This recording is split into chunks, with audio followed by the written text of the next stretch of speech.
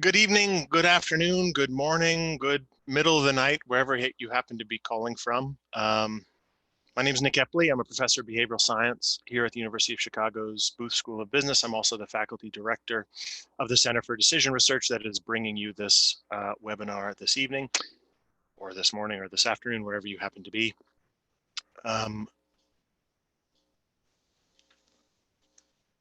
This is an unusual circumstance to be in for lots of reasons.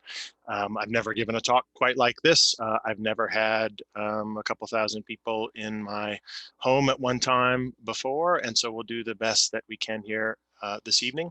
This is part of a speaker series that we run through the Center for Decision Research at the University of Chicago, where we normally meet in person, and we will again, sorry, let me let you see me a little more clearly. We will again meet together in person starting next fall, and we're going to have a regular speaker series like we normally do at the Gleacher Center in downtown Chicago, and I hope you can join us for that. We're going to have Todd Rogers visiting us on November 18th. We're going to have Ayola Fishbach with us on February 17th, and we're going to have Katie Milkman with us on May 20th. We will probably also reschedule Alyssa Fishbane's talk, who was scheduled to come in and speak to us in April, but we had to cancel that. The Center for Decision Research is a group of behavioral scientists at the University of Chicago's Booth School of Business and the broader University of Chicago community, where we mostly provide research infrastructure for faculty like me who are doing experiments on human beings to try to understand how we think and act and make choices better. Right now, we're moving a lot of our research to online sources, but we will be back to running in labs as soon as this pandemic is behind us. So we are having this special event tonight because of the rather extraordinary circumstances we are in. I thank you all for joining us here this evening to talk about one aspect of this pandemic that we are in. We are having to do this online, of course, because we're not able to meet in person. That's an unusual experience. I'm not able to I'm not able to see any of you. You're not able to laugh at my jokes. I'm speaking to a computer screen, which is the first time ever for me. But there's some amazing things that this online opportunity affords us. And you can see one of them right here. We had over 2,000 registrations for this event, which is a remarkable reach. It speaks to the University of Chicago community, as well as the broader community that has interest in the research that we do. I know we have people joining, in fact, from my old high school in Cedar Rapids, Iowa, even tonight. And folks are joining us from all over the world, which again is a rather remarkable thing that online interaction now allows us to do. If we were in the Gleacher Center, you wouldn't all be with me right now. And what I want to do this evening is spend some time talking about one element of our research that we think is relevant to the current situation that we are in. And that situation is really all-consuming. There just aren't superlatives big enough to describe the nature of this pandemic that we are going through, and it affects us in so many different ways. First off, it doesn't care a whole lot about boundaries. It's affecting people all around the world at rates that are changing on a daily basis. The numbers of coronavirus cases continue to rise around the world. And one thing I'd like to do here at the beginning is get a sense of how the coronavirus pandemic is actually affecting all of us, because it affects all of us in different ways, the audience in different ways. And so one of the things that the online feature allows us to do is to poll you. And so we're going to try that now. I'm going to ask you 3 different questions, one at a time. We'll start with the first one just to get a sense of how the coronavirus is affecting us. So the first question is this one. Do you know someone personally, a family member, a friend, a colleague, or an acquaintance who has contracted coronavirus? You can indicate yes or no. We'll wait a few minutes to see what people's responses are.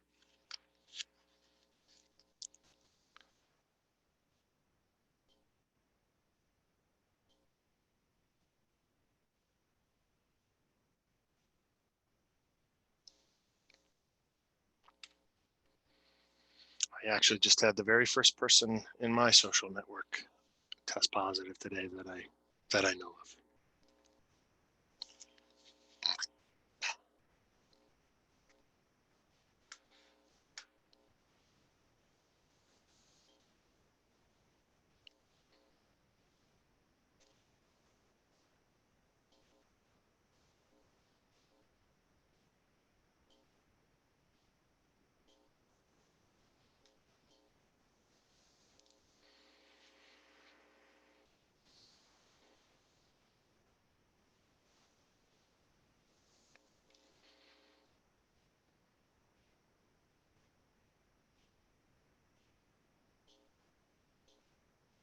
Mark, can we see the results here of this?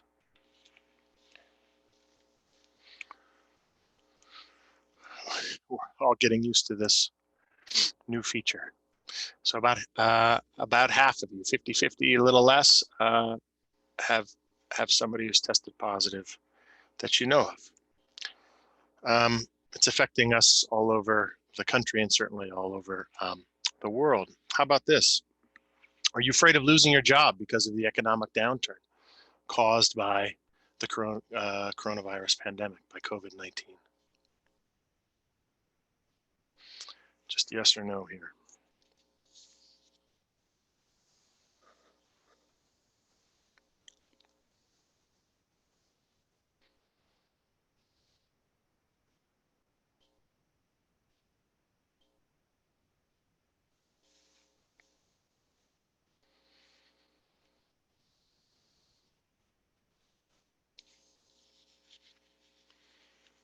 Mark, can we see the results? So again, about 40-60 split here, 43% of you, yes, are afraid of losing your job. And how about this one? Have you been practicing social distancing this week? So just today, 2 more states in the United States announced closures or shelter-in-place orders. Nevada and Florida did. Have you been practicing social distancing over this past week?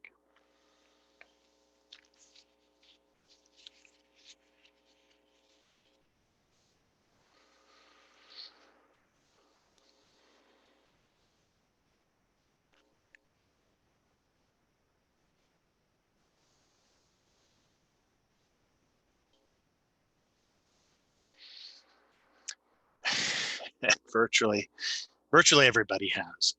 Almost 100% of you have been practicing social distancing. And this, in fact, is what I'm here to talk to you about tonight, is the consequences of this. There's different expertise. This year is showing you the social distancing orders around the globe. This is not just a phenomenon, of course, in the United States. This is happening everywhere on the planet. This is unprecedented, this amount of social coordination actually to keep us disconnected from each other.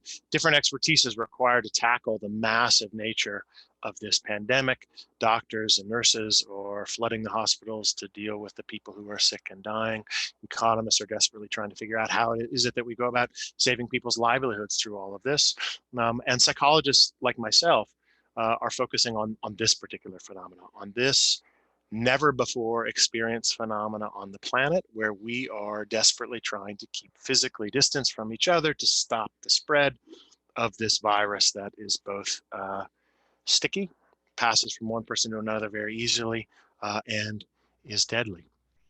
This runs against our nature in so many ways. We are a deeply social species. This is not a new phenomena in any way. This has been long known. Aristotle noted centuries ago that man is by nature a social animal, an individual who is unsocial naturally or not accidentally. He wrote is either beneath our notice or more than human.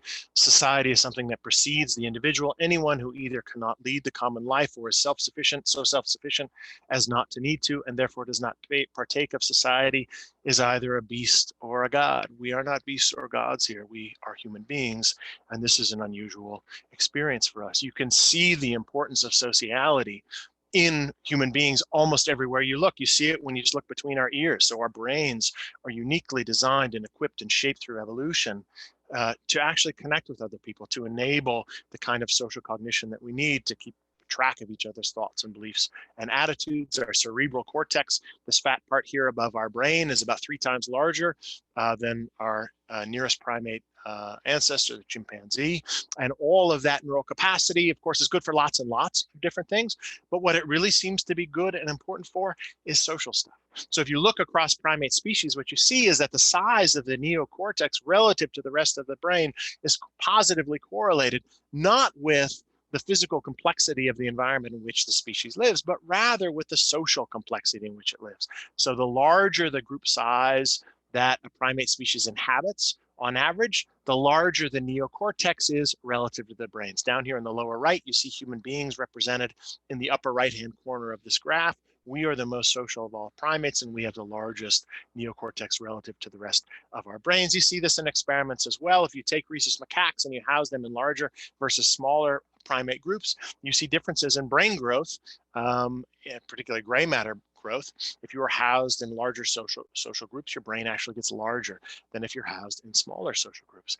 And this affects not just the nature of our brain; it also shows up in importance in terms of our physical health. This is some of the most amazing data that I've come across in my years as a behavioral scientist. This comes from the epidemiological literature, where if you look at risk factors for morbidity, this is in particular poor physical health, especially cardiovascular functioning is a big one. Cardiovascular health, you find that social relationships are really massive risk factors for morbidity. So this is the take-home message from a science paper doing a meta-analysis of risk factors for morbidity, published in 1988.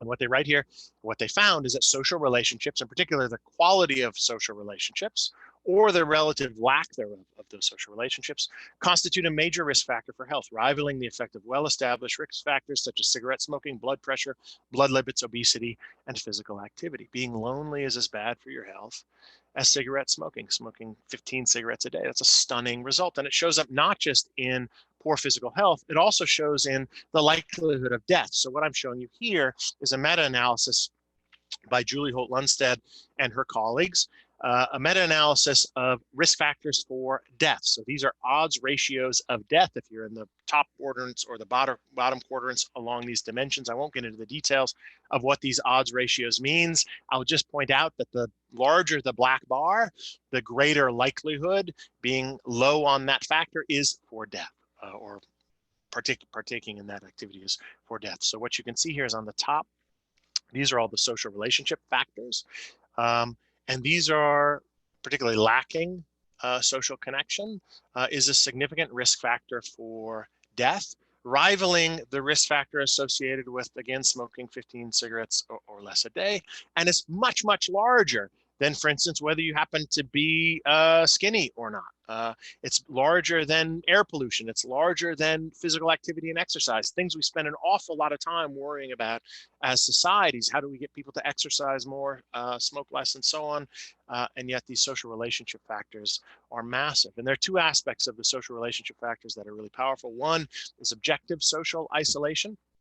So how connected do you actually feel?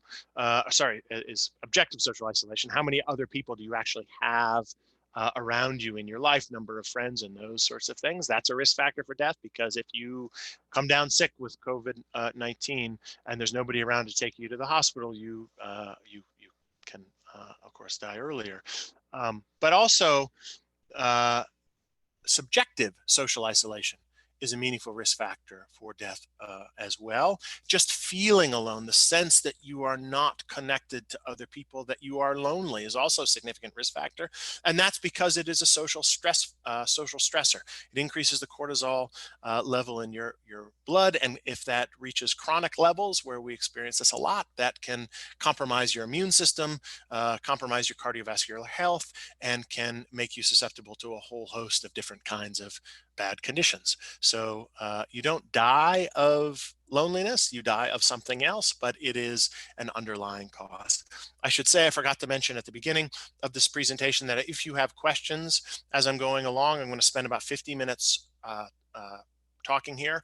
We have other producers who are monitoring the question and answer window. If you have questions for me, please type them into the question and answer window, and I will take about 15 minutes at the end to answer as many of them as I can.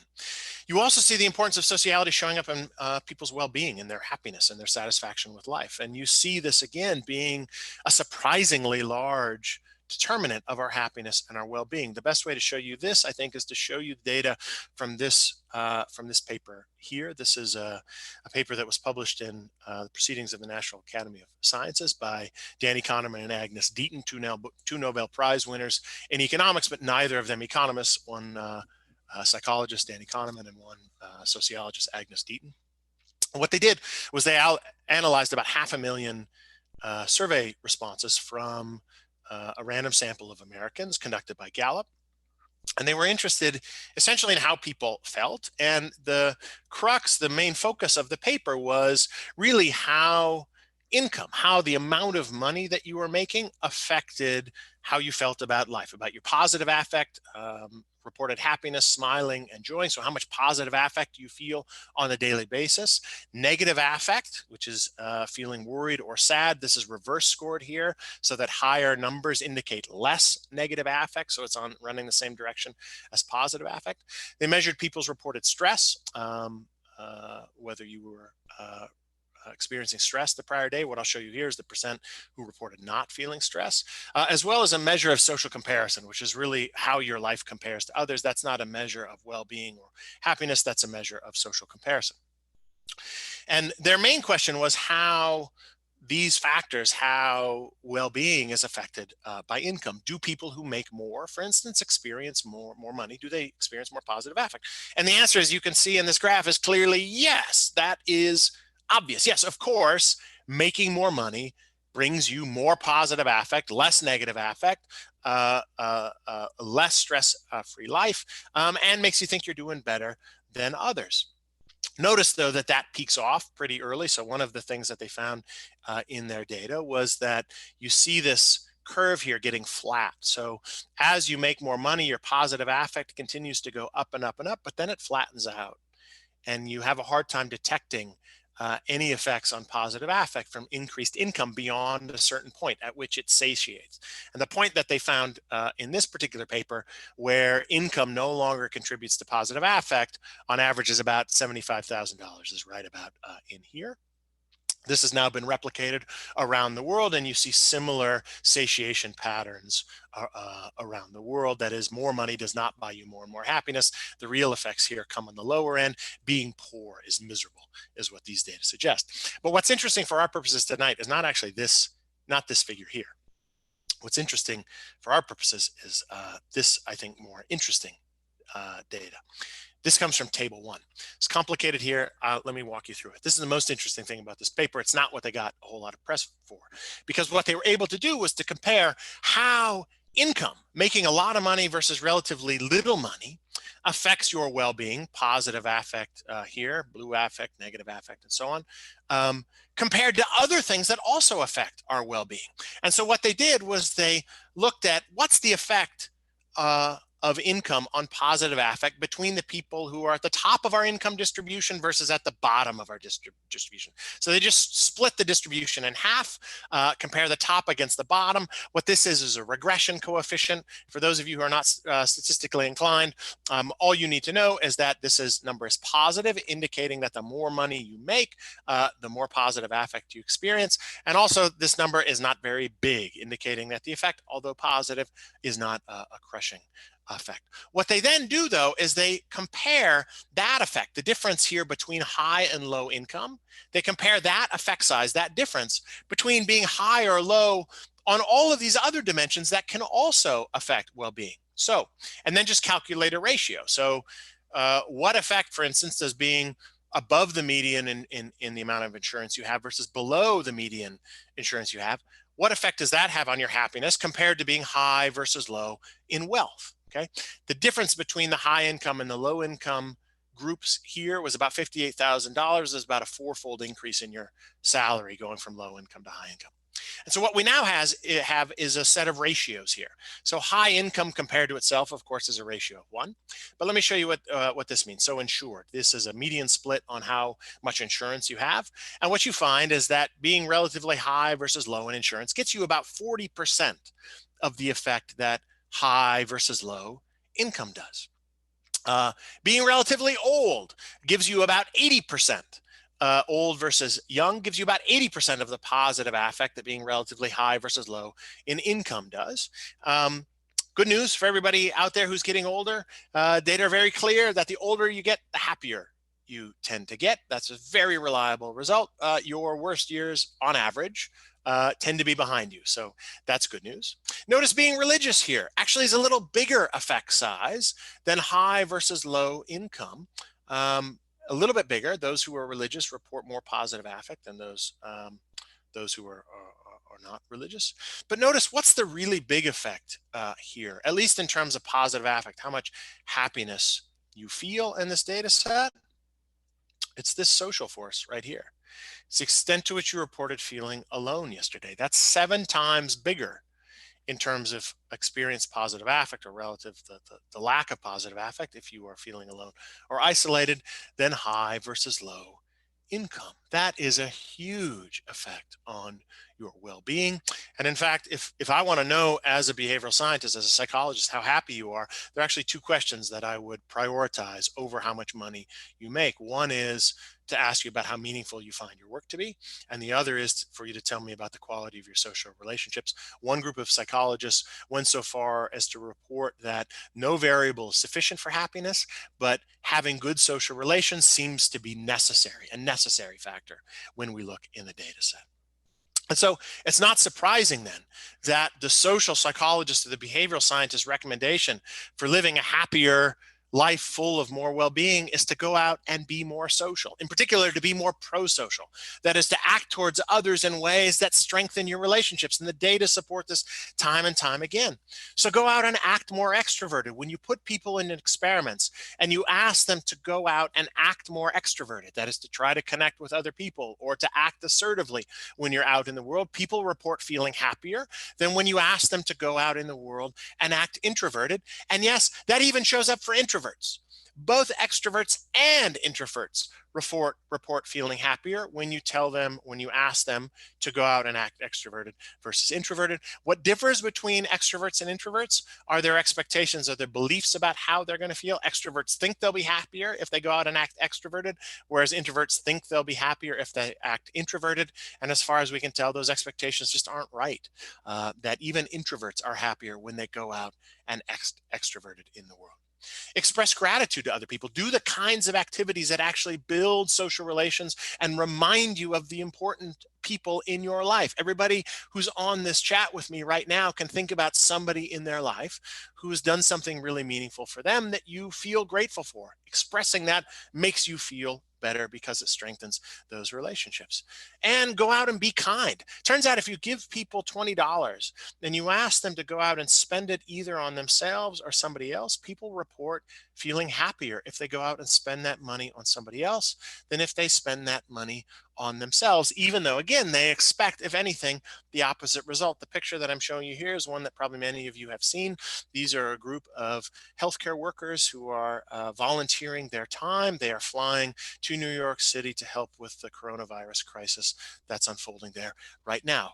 Being kind, doing kind things for others strengthens relationships and makes people feel good. Given how social we are, these effects are not surprising. And yet, if you look out in the world, you see lots of opportunities where people could be doing these things, could be acting more extroverted, could be expressing gratitude, could be acting more kind, and yet they aren't for some reason. There seem to be barriers to connecting with others. And this is what we're going to talk about tonight. What are the barriers that keep us from connecting meaningfully with others? And how do we remove those to connect with other people more effectively to enhance both their well-being and our own in ways that I think are going to be especially important at this time, because people's mood is not just sort of a nice phenomena to have. It's not just good to feel good. It turns out feeling connected is also critically important for your health and your immune system functioning. One obvious barrier that occurs to everybody on this call right now is all of the physical distancing or the social distancing metrics that we have, measures that we have in place right now. We cannot physically touch other people. We cannot physically be close to other people. You may want to hug a friend or a relative or a loved one, and sometimes tragically you are unable to do that. And And although physical distance, of course, is important for social distance, the social distancing that we are all going through is actually a bit of a misnomer, because what we're being asked to do is keep physical distance from each other, but social distance is a different phenomena. In fact, long before we were ever asked to physically distance from each other, I spent lots of time, I do this every day in my life when we're not in our current situation, um, riding this train here into Hyde Park, where my office is in the University of Chicago. And I see people in very close proximity to each other who are not, in fact, socially connecting to each other at all. Every day I get on this train and I see the same kind of drill. People line up along the outside. We then move to the next stop. People get on, they line up here next to them. And then, even though they are cheek to jowl, they are as close to two people as you can be without sitting on somebody else's lap. They are close in physical proximity. That barrier is eliminated. What do they do on their 45-minute ride into Chicago? Typically, nothing. They ignore each other. They are close in physical proximity, but miles apart in social proximity. They are not connecting. I see this every day. Time and time and time again, every day is the same drill. And I don't think there's anything unusual about Chicago. This is a phenomena that happens in lots of places, albeit not all over the world. I understand we can talk about that maybe in the question and answer session, but there are lots of places where people seem reluctant, even though they're close to other people in close physical proximity, they seem reluctant to reach out and connect to others. It's possible this is a feature of our modern society where we are all carrying around tools of social distraction here with us in our daily lives, which now actually, interestingly, are the only ways we're really able to connect with others. But I don't think that's this is only a modern phenomena. Throughout history, there have been barriers to engaging with people socially or connecting with other people socially, being socially close with others, even when you're in close physical proximity. And so this is the kind of social connection that I want to talk about tonight, the barriers to socially connecting with other people. We all know that you can be close to people in physical proximity and yet be miles apart from them, feel miles apart from them, feel lonely. And we can also be miles apart from people with technology now that enables us to feel like we're right there. I don't know if you're feeling like you're right in my living room right now, but you are close to being that, certainly closer than we would be without this technology. And so, what are some of these barriers that keep us from connecting to other people, whether we're in close physical proximity to them or not? And what I want to suggest tonight is that one of the barriers that we know from data and evidence are a set of psychological barriers that actually come from you. And now I don't mean you in particular, you personally. I mean all of us. I mean from us.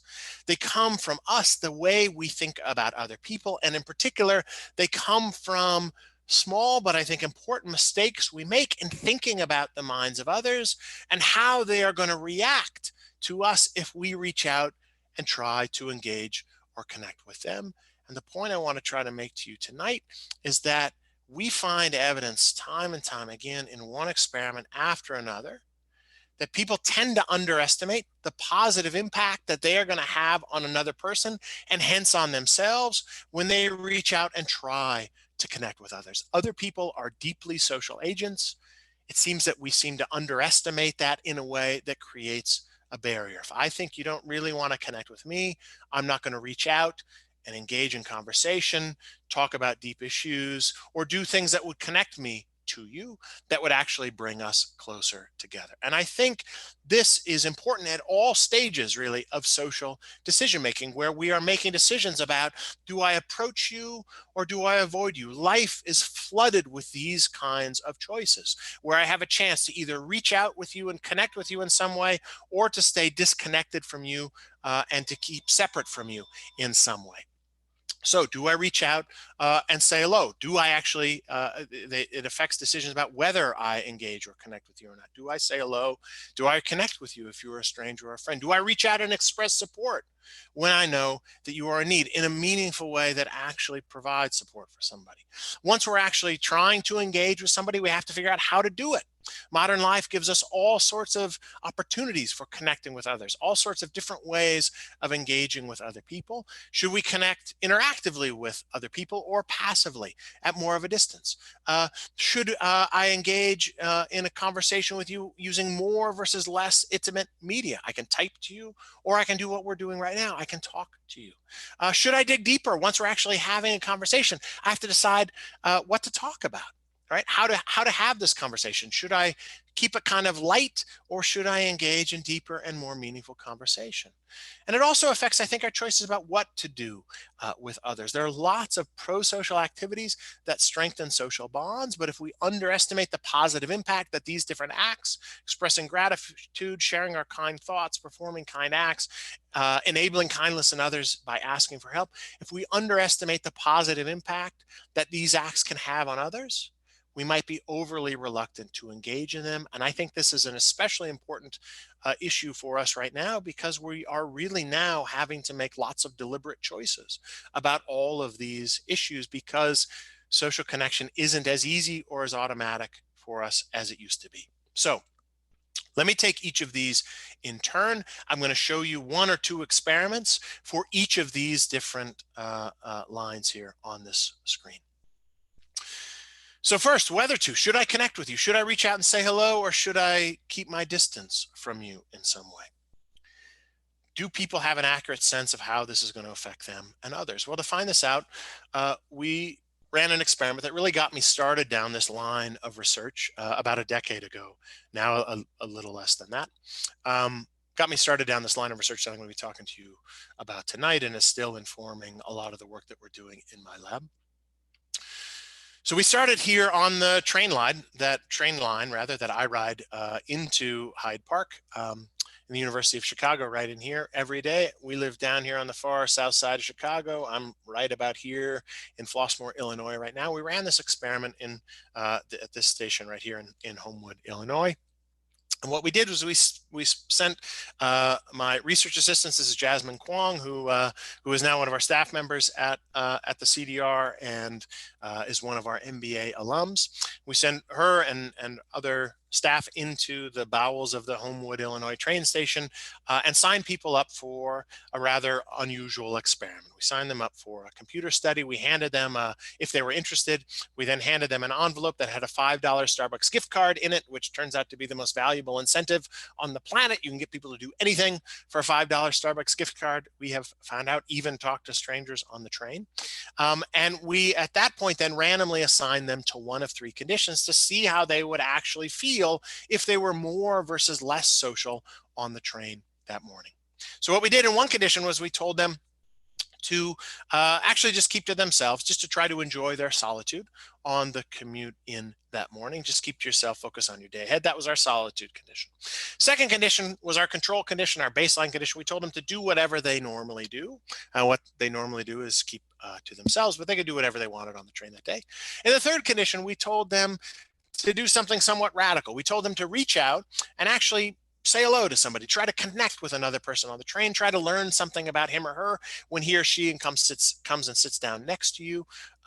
Try to start a conversation, try to make a connection that day. At the end of their commute, they then filled out a short survey for us that included a bunch of different measures. I'm only going to show you the first three, reporting how they felt on their commute, how positive their commute was, how pleasant their commute was that day compared to normal, how happy they felt after their commute, and how sad they felt after their commute. We also asked them how productive they were after their commute. Results didn't vary across those conditions.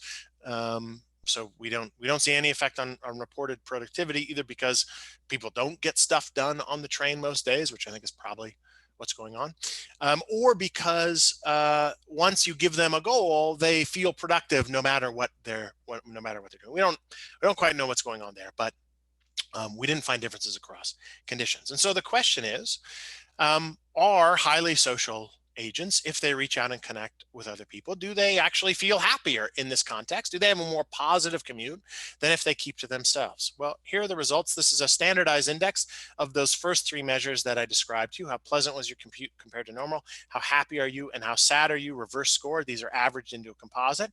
Who had the most positive commute? Well, it was those who were the most social.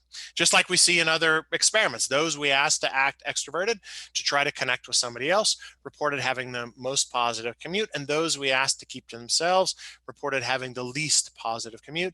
Those in the control condition were right in the middle. We've done a lot of experiments on this by now. The control condition bounces around quite a bit. It typically looks more like the solitude condition in these cases where people aren't naturally connecting with others. But these data make it clear that it wasn't, in fact, unpleasant to talk with other people. In fact, it was more pleasant than keeping to themselves. We just replicated these studies, by the way, this past summer in London, where we see exactly the same effects on people's actual behavior. Even Londoners coming in and out of the city enjoy talking to a stranger more than keeping to themselves. And the effect size on that is essentially identical to what we have right here, even though we have a much, much larger sample in that study. So if connecting with others is pleasant, it makes us enjoy this otherwise unpleasant commute more. Why aren't people doing it? Well, what I suggested to you at the beginning was that we might undervalue or underestimate how positive our attempts to reach out to other people will be received, and hence how positive they will make us feel. So to find out if that could be going on, notice that's a measure of people's expectations. People might believe that connecting with a stranger will be unpleasant and hence not do it. To see if that could be going on, what we did was we ran another condition where we measured people's expectations, their beliefs about how connecting with another person would affect their positivity. And what you see here is that people actually reported believing that they would feel, expected to feel, the least positive in the connection condition and the most positive in the solitude condition. These were people's predictions about how they would feel if they were randomly assigned to each of these conditions. People's expectations were simply wrong. They were just backwards. They thought they'd be happiest keeping to themselves and least happy connecting to others. In fact, precisely the opposite was true. We see this in experiments time and time again. Here's another experiment on buses coming into downtown Chicago. Again, we see the same pattern here. And notice that people's behavior here is in some ways rational. As Gary Becker, famous Nobel laureate from the University of Chicago, mentioned the rational in his Nobel address. The rational analysis assumes that individuals maximize welfare as they conceive it. Their behavior is forward-looking. But note here, the critical part of rationality is that people behave in ways that are consistent with their conceptions or their expectations. Those expectations don't always need to be accurate. And indeed, our expectations of how we'll feel when we reach out and connect to others seems to be systematically mistaken. People are behaving rationally here, but they just seem to be wrong. There's a gap between how people think they would feel if they reach out and connect with others and how they actually feel. So this raises a question of where this gap comes from. Why is it the connection surprisingly pleasant? A couple possibilities. One is that maybe just people remember what's informing their expectations, their memory of the worst interaction they've ever had, and that's coming to their mind and polluting their expectations. We actually don't find that to be the case. In fact, when people imagine having a conversation, they imagine that it will actually go well and that they will enjoy it. That doesn't seem to be what's going on. Instead, what seems to be going on is people underestimate how interested others are in engaging with them in the first place. People tend to think that others don't want to talk to them, and so it will be difficult or unpleasant or hard to actually start a conversation. It seems that people underestimate others' prosociality. Indeed, on the trains in Chicago, people estimated only about 41% of people would be willing to talk to them. On the buses, estimated 42% would be willing to talk to them. In fact, nearly everybody in our connection condition responded to us, and everybody who responded to us said that they actually talked to somebody. It didn't seem to be that they were rejected at all. I think we underestimate how willing others are to engage with us, and that might then make us reluctant to reach out to others in lots of ways. We don't just reach out to strangers. Sometimes we reach out, like we are now, to people who we know are in need, who need some support for us. Do we reach out and connect with them? Say we're sorry? Do we give them a call? Do we go over and visit in some way? Do we do what we think would benefit them in some way? Do we reach out and express support? We find again here that people underestimate how positive their efforts to reach out and express support to other people will be. This is an experiment that we conducted where we had people think about somebody in their life who needs some support for them for some reason. They wrote a letter to that person, mailed it to that person. They predicted how that person would feel, and we then contacted the person who was contacted, and they reported to us how they actually felt. We then compared expectations against the actual experience of receiving this letter. These are people's expectations, the letter writer's expectations. We didn't hear back from all of the letter recipients, so that's an unfortunate aspect of this experiment. I'll show you a better experiment in just a moment. This is how people think their letter recipient will feel. They think the letter recipient will feel pretty positive, but that it'll be somewhat awkward, and that they will feel sort of moderately supportive. People aren't clueless about this. They recognize this will be generally a positive experience, maybe a little bit weird, but in fact, they're systematically miscalibrated on all of these dimensions. They slightly underestimate how positive the other person will feel, meaningfully overestimate how awkward it'll be, and they underestimate how supported they'll feel. That is, they think it's going to be a more negative experience for the recipient than it actually is. And if we break this down further, it gets even more interesting. So people wrote to folks who were relatively close or relatively distant to them. This is just a split of our data across how close they were to the person that they were writing a letter to. And what you can see here on the left is that the gap between the red and the black bar is actually pretty small here. People had some sense that people who they were already close to would appreciate being reached out to. But what they didn't appreciate is that people who are further outside our social circle, people we're more distant from, in fact, would appreciate it just as much as the people we are close to, would feel no more awkward and would feel equally supported. The strength of the relationship didn't affect how the recipient felt. It only affected how the letter writers thought their recipients would feel. There are lots of people in your extended networks that you could reach out to, and they're going to feel as good as your close friends might, these data at least suggest. We see the same gap in a laboratory experiment with strangers where we bring people in the lab, ask one person to say what they need support for, have the other person try to reach out and express to that person support to that person, in this case, face to face. The expressors predict, so this is before the session, they underestimate how positive their recipient will feel after the conversation, overestimate how awkward the recipient will feel when a stranger tries to express support to them, and underestimate how supported the stranger will feel when you reach out and express support to them. When people reach out to others, even to distant others, it tends to go better than people think. Once we've decided to engage with other people, though, we still see these kinds of barriers. So how is it we go about engaging with other people? Modern life gives us lots of opportunities. We can meet face to face and actually talk with other people, or at least we used to be able to do that. Now we do this with each other, nicely distanced apart from each other. But modern life gives us lots of other opportunities as well. This is my lovely daughter, Lindsay, my youngest daughter. I figured I would need a smile at this point in the lecture, and there it is. Right, we can connect to other people over email or the phone, or we can text with them. We can do what we're doing now, a Zoom chat or WeChat or FaceTime, right? And these different ways, these different methods of connecting vary along interesting dimensions that vary how close to face-to-face contact, sort of what we might think of as real interaction we might get with somebody.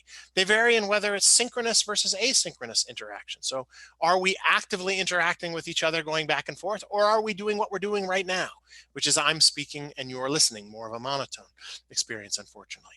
How intimate is the media that we're connecting with? Some media are naturally more intimate. They connect us more to the mind of another person, such as through a person's voice, than more distant media like text that lack the paralinguistic cues that convey thought and emotion to others. And we can also have to make a decision about what do we talk about, right? How do we conduct this conversation? How deep and intimate a topic do we discuss? I think our tendency to underestimate how positively our social acts will be received causes us to be a little more distant with each of these decisions as well. Let me take each one in turn. This is an experiment. Mike Cardis, one of my PhD students, his family is watching with us tonight. Hello, the Cardis family. And I conducted a little while ago where we had strangers respond to 5 questions in sort of a get to know you session, either in monologue where one person speaks and then the other person listens to all of those, or in dialogue where they go back and forth with an actual active interaction where they can respond meaningfully to each other. They report their expectations of how essentially connected they'll feel to the other person. How much will they have in common with this person? How similar will they feel to this person? How much will they have to talk about? How much will they like the other person before they engage in the interaction, either over monologue or over dialogue? And then they report their actual experience afterwards. And here are the results that we get on this sense of how much in common will we have? How much will I like you? People don't think that how they connect is going to matter, but in fact, it matters a lot. The active synchronous interaction, the back and forth that happens in live conversational interaction makes people feel more connected in dialogue than in monologue, and people miss the importance of that social cue. How about the intimacy of the media we're using? The closest you're going to get to another person's mind is actually through their voice when they tell you what's on their mind using all the cues at their disposal. But again, misunderstanding how that more intimate media can affect our interactions could lead people to avoid connecting with others as deeply as they could. In this experiment, we asked people to reconnect with an old friend, either over email or their voice. First, they reported their expectations for how they would feel when they reconnected with this old friend that they hadn't talked to in a couple of years. People expected that if they emailed the person, they would feel a little less of a bond with them than if they talked to them. Felt a little less like they would reconnect if they connected with them over email versus the phone. But notice they also thought it would be more awkward to talk to the person over the phone than to email. That is, that close social contact, just calling somebody out of the blue after you've been disconnected for a while, is just going to be weird. We also then asked them to report their preference, how they would like to connect with the other person. And what you can see here is that this anticipated awkwardness, the sense that this is going to be weird, drove their choice. A majority of people then chose to wanted to reconnect over email than over voice. We didn't actually let them do this. What we then did was we ran an experiment where we randomly assigned them to either reconnect with their old friend over email, a more distant social media, or over the phone, a more close social media, and they reported their experience. We see that people's expectations about strength of bond and sense of connecting were right. That is, they did feel more connected when they talked than when they typed, but notice there was no difference in awkwardness.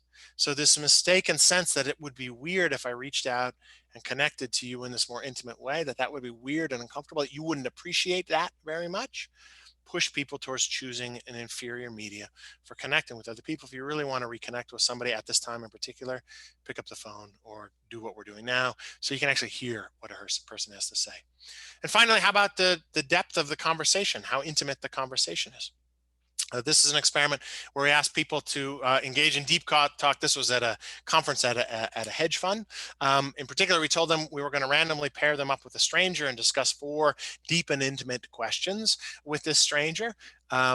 First, they predicted how they were going to feel. These were the questions that they were going to discuss with a stranger. They predicted that talking about these deep and intimate questions would be pretty awkward, that they would be sort of feel moderately happy after the conversation. They would like the stranger that they engage in this deep conversation with somewhat moderately, and that they'd feel sort of a moderate bond with that person. In fact, they were wildly miscalibrated on all of these dimensions.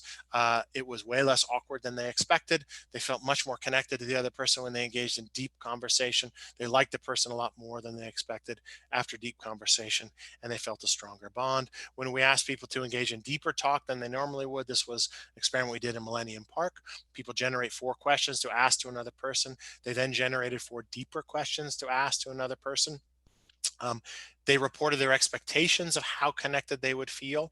They thought they would feel more awkward when they asked their deeper questions than when they asked their shallower questions. Thought they would feel a little more connected when they asked their deeper questions than when they asked their control questions, but didn't think there would be any difference in happiness. We then randomly assigned them to ask either the deeper, more intimate questions or their control questions, and they reported their experience afterwards. Turns out there was no difference in awkwardness between the deeper or the control conditions, both less awkward than they expected, but especially for the deep questions.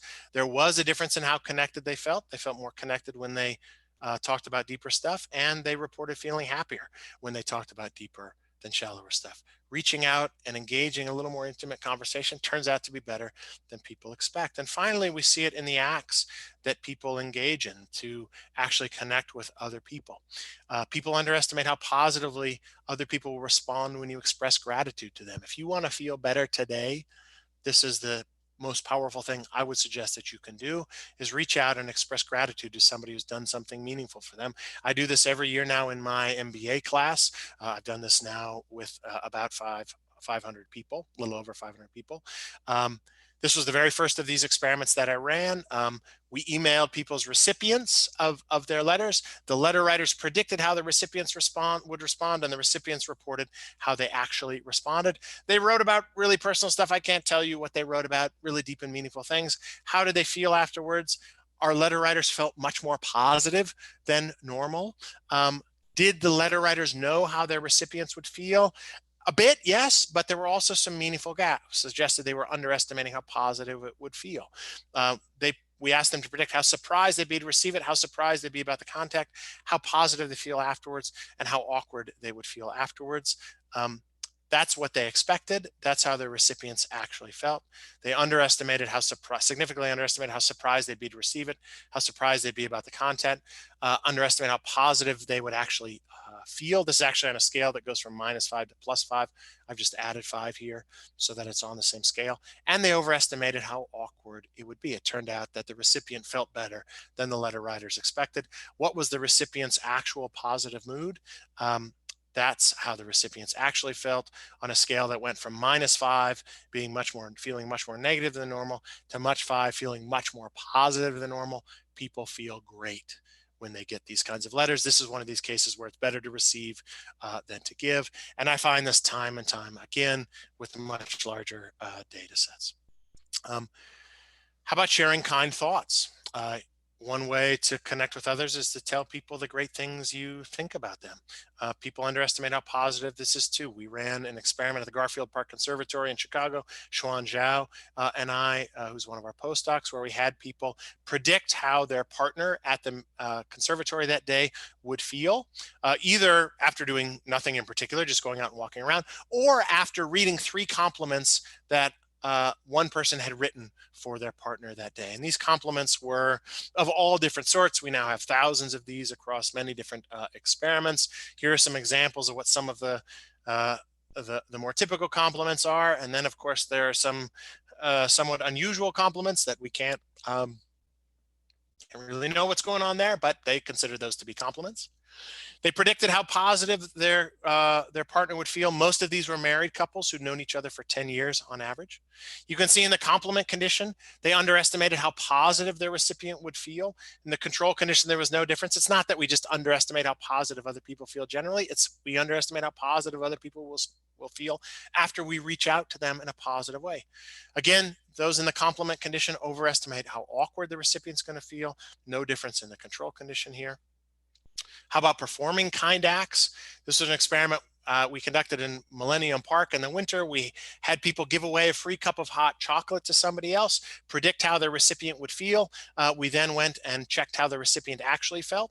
People predicted that the recipient wouldn't think that it was that big of an act. In fact, the recipients think this was kind of a big deal. Small acts of kindness are really valued a lot. And they underestimated how positive the recipient would feel, mostly because they underestimated how that act of warmth would be received positively. The warm cup of chocolate creates 2 sources of value in the recipient. One is how much I like a cup of hot chocolate. The predictors, the givers seem to anticipate that. The other was how positively I feel because you gave it to me as an act of kindness. The recipients didn't seem to appreciate that. And if doing kindness makes people feel better than expected, then we can also make other people feel better if we actually ask them for help when we need it. There's another experiment we ran at the Garfield Park Conservatory. We asked people to go out and find somebody to take a picture of them. We gave them a Polaroid camera, which spits out an old school picture of you. We asked our participants to go out and find somebody who would be willing to take a picture of them in front of this beautiful scene, you know, old school style, selfie stick style, the way we used to do it. And then we left people with the picture that they took. The requesters predicted how the helper would feel, and then we just checked with the helper afterwards to find out how they actually felt after they did this act of kindness. The helpers reported being more interested in helping than the requesters expected, reported being less inconvenienced than the requesters anticipated, and reported being in a more positive mood. They were more happy to help than the requesters actually expected here. You can bring positive experience out of other people by asking them to do kind things for you when you need it, and thereby strengthen social bonds. Aristotle said centuries ago, man is by nature a social animal. That's clear. We understand this. What we're finding in our data time and time again is that it's not obvious to us that we fully appreciate the extent to which other people are really social in our daily lives. That is, we seem to underestimate other sociality in ways that create a psychological barrier to reaching out to other people and strengthening relationships that would make both us and others feel better. And we see this across all of these important decision points where we have to make decisions about whether we reach out to others or not, whether to reach out, how to connect to somebody, and what to do. In all of these cases, people underestimate how positively they'll receive if they try to socially connect with somebody else, even if they're at physical distance. So how do we socially connect at a time of physical distance like this? We turn all those question marks to periods. We reach out to others and say hello to them, even if they're distant from us. We think it might be weird. It's not going to be weird. They're going to be delighted to hear your voice, I would predict. Reach out and express support to people who need it. There are lots and lots who need your support right now. Don't be hesitant. Don't think it's going to be weird. They are going to love hearing from you. When you do engage, you can optimize. It's not ever going to be as good as meeting with people in person, but we can optimize the media that we have at hand now. Connect interactively with other people. Use your phone for what it's good for, really good for. Social connection with our voice, or being able to see people and hear them at the same time. And when you are connected to other people, really ask them how they're feeling and how they're doing. Ask meaningful stuff. It's going to not be as awkward as you think. It might go better than you expect. And all of these pro-social acts are all things you can do at a physical distance like we are right now. These can have extraordinary power. At times, they can be magical. The magic of these acts actually occurred to me just yesterday.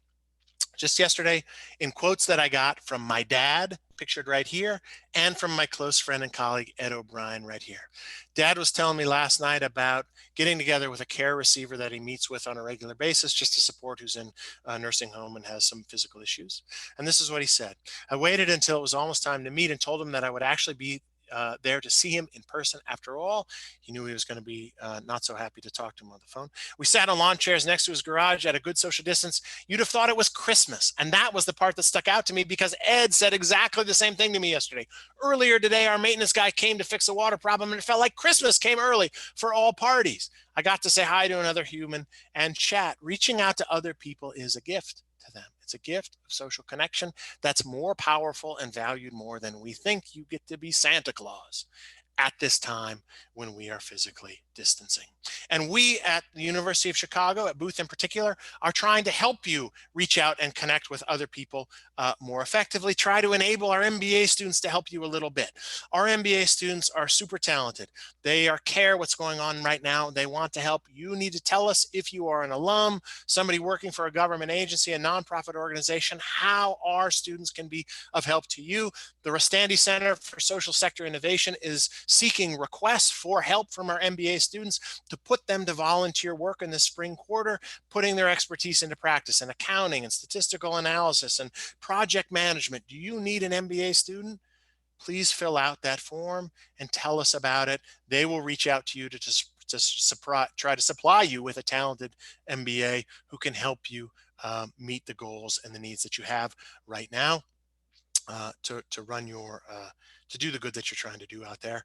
And if you're one of our MBA students right now, just hold tight. The Rastandi Center is going to be in touch with you with more about how you can actually help. And so what I want to do now, we've run a little bit long. I apologize. It's after 7 o'clock already. Why don't we take 10 to 15 minutes? If you want to leave now, if time is tight for you, certainly understand. Why don't we take some time right now and field some questions? You have been asking them, I hope, in the question and answer window. Don Lyons, my lab manager and one of our CDR staff, has been paying attention, and I think may have a few that I can answer now. I'm going to leave this slide up for you while I'm talking so that you can take pictures of it or jot this down in case you want. Don, what questions did we get tonight? All right, so our first question is from Kristen. It's asking, has this research been looked at in the context of other cultures? I know Zihan, another attendee, asked specifically about East Asian cultures like China or Japan. Yeah, these are great questions. The answer is not as much as we would like across these kinds of measures. I'll tell you one quick story. In mid-January, we were getting ready to run, Xuan Zhao was getting ready to run an experiment where we had people sharing compliments with each other in a town called Wuhan. Yeah, I'm not joking. Not joking at all. We were getting ready to run an experiment in China on the impact, expected versus actual impact of complimenting other people there just before it was shut down. So that experiment is on hold. I will say that we have run some of these experiments across cultures. So we've run the social connection studies in other cultures where you wouldn't expect people to maybe enjoy connection. In London, we see exactly the same effects there. In general, what I would expect to vary across cultures is not the experience of engaging with others, but rather people's expectations. And those expectations then can drive the differences in norms that we see. So there are parts of the world where people engage with each other a lot. There are parts of the world where people express compliments less often. East Asian cultures, for instance, seem to compliment each other, express gratitude less often than in other places, such as in Western Europe. My prediction is that those cultural differences come not from differences in the experience of receiving thanks or gratitude, but rather from differences in expectations about these. We are just starting now to run those kinds of experiments. The one piece of data that I will say we have consistent with this is a study that Nadav Klein and I ran a few years ago, looking at how people evaluate prosociality in others. And we find no differences across cultures in those patterns of evaluations of prosocial acts. And so that's one of the reasons why I expect this. We also find similar effects in terms of personality. So people of different personality types show relatively little difference in their actual experience of social interaction or social connection. What they show are big differences in their expectations of how these interactions are going to go. But you're going to need to stay tuned for more than my hypotheses on those to see the data on that. Okay, and I've got another question here from Franco. It asks, are you seeing any differences across generations, maybe especially caused by evolving uses of technology or of evolving expectations, saying that my kids just don't face-to-face with their friends, it's all Snapchat and text. What are your thoughts? Yeah, there are definitely differences in norms. Again, what we want to know, are there differences in actual experience when you actually call people up and say connect with them or get outside of this text-based media? The experiments that we have run on voice tell us two things. One, they tell us that a person's mind, their thoughts, their emotion, their experience, the fact that they're a thinking agent comes through their voice much more so than in text. We don't see differences across age or generation in that. And the experience of connection also comes through in a person's voice more so than in text. We see that the experiment that I showed you earlier with people reaching out to old friends, those were mostly young people. We see the effects with them too. Would I expect the effects to be bigger maybe with older adults? I actually wouldn't. Again, what I might expect there are expectations about how differences in expectations about how others might respond. I might expect that older generations might not anticipate the negative reaction that we saw in our participants as much from reaching out and calling them on the phone, but that's a hypothesis we have yet to test. That's a great question. Going off those differences in expectations, Tim asks, do you have any view on why some people might seem to be better at this? That is, people who might better understand the positive impact across all the prosociality dimensions. Yeah, so the only data that we have so far on this suggests that experience is what makes you better. Now, there's sort of a bigger question about why is it we have a hard time recognizing exactly how we're going to be perceived by others, and why is there this systematic bias? Notice that this is a hard environment to learn in. And in particular, only one kind of action actually allows me to learn. Only approach-oriented actions, actually reaching out and saying hello to you, actually giving you a compliment, actually expressing gratitude to you, actually asking for help, gives me feedback on how you respond to that. Avoidance behavior teaches me nothing.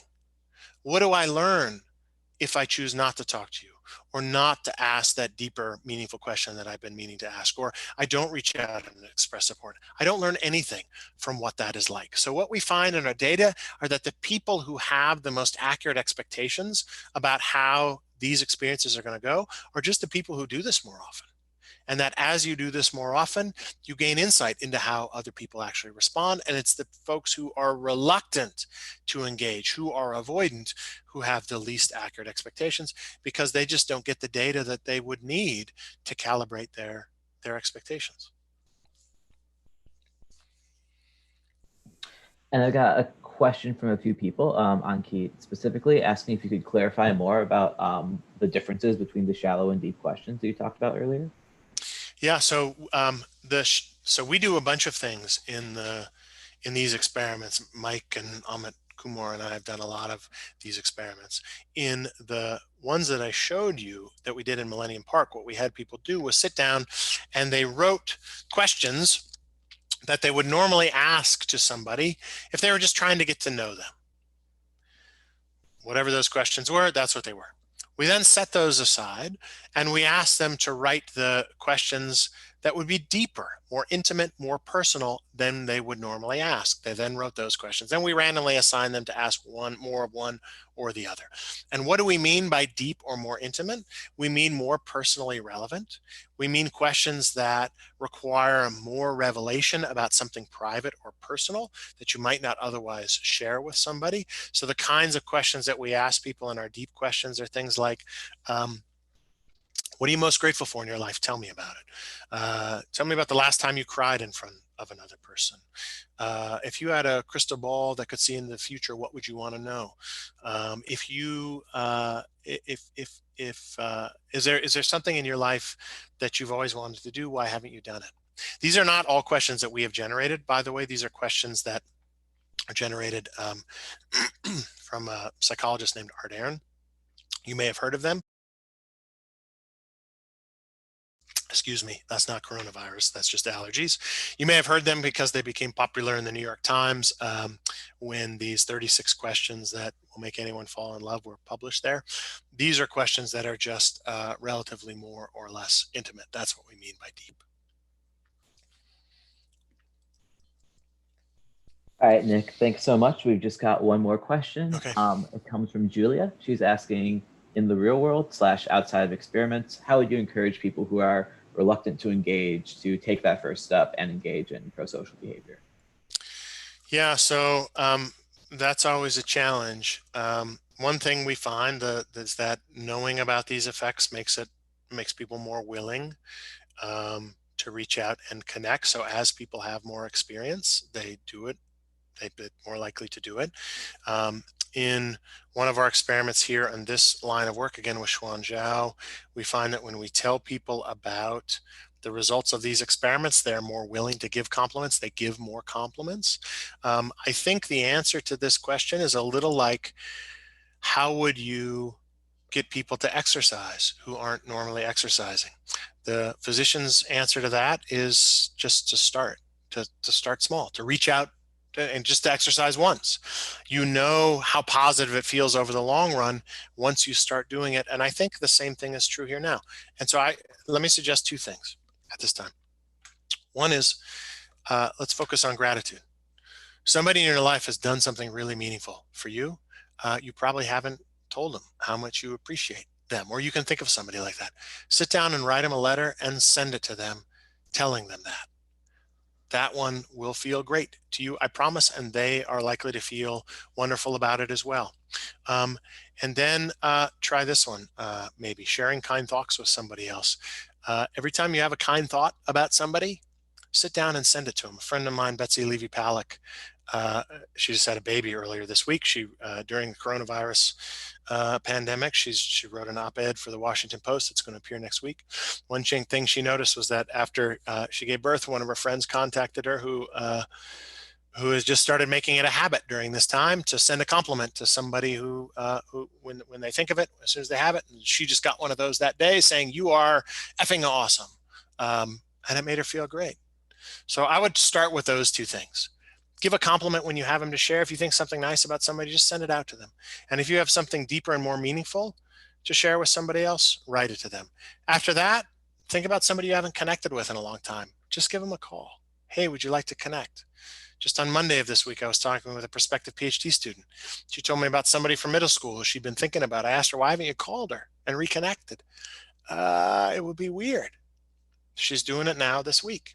Just take those little steps, get started. You'll see how that feels, and then do it more often.